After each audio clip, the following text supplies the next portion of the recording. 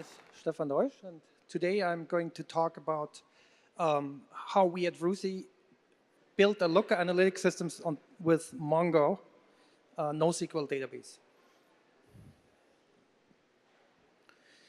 Vroozi built a SaaS platform in e-procurement, that's B2B shopping.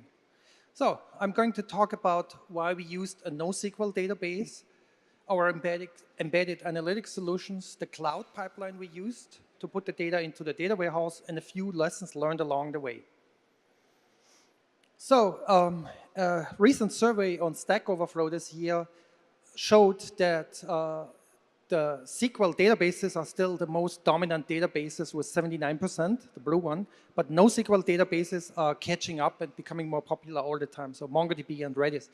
So SQL language is 44-year-old, is very battle-tested, very simple, ubiquitous everywhere in big systems, small systems, but SQL has a built-in limitation because of the schema, and so it's not good for agile development. So we went with MongoDB for that reason.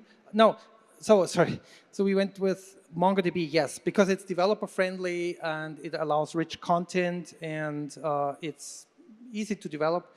So anyway, so then we had to choose a data pipeline to bring the data from Mongo to Redshift.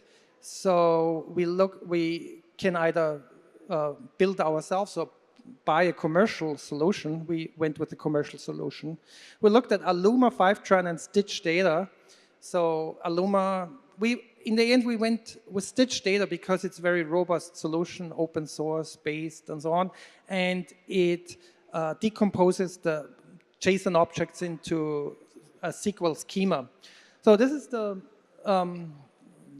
whole setup from MongoDB to StitchData to the Amazon Redshift data warehouse, the flow of the data.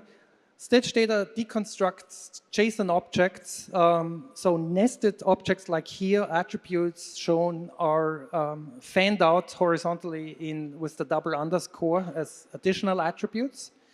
And also nested arrays like the line items here are decomposed into relational tables with parent-child relationship. And this is where you can make the SQL join in the LookML data model layer. So it's works very nicely. This is a screenshot of the StitchData console with the collection selected for replication. Replication is done on a field that's indexed and that's increasing in value like an update date. And so our platform needed a reporting system for a multi-tenant system with more than 10,000 users and for reporting on spend analytics and catalogs and everything related e-commerce. And this is the end product, the main dashboard we built with Looker, showing purchase orders, invoices, catalogs, top 10 suppliers, with links to child dashboards with deeper domain. So this is the LookML layer. You know, if you work with Looker. So once we had the normalized data model in Redshift, then Looker kicks in. You can build your reporting layer with all the good things about Looker. Anyway, so lessons learned along the way was that the automated data pipeline from NoSQL to SQL actually works with StitchData if you follow a few standards, data model standards and coding standards. However, the schemaless nature of Mongo introduced issues.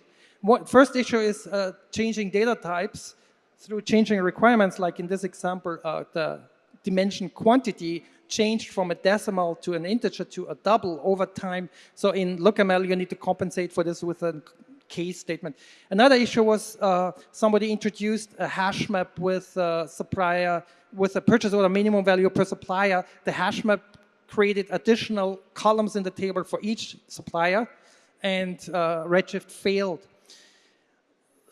So alternative to this setup, you can also use Google BigQuery, Snowflake, Redshift, some JSON parsing function, and also the Mongo BI connector as announced today, I heard. So in summary, we could build embedded analytics layer from Mongo with minimal development and source data in NoSQL using StitchData data pipeline tool. But the takeaway was that you need to watch out for the limitations of your systems. Thank you.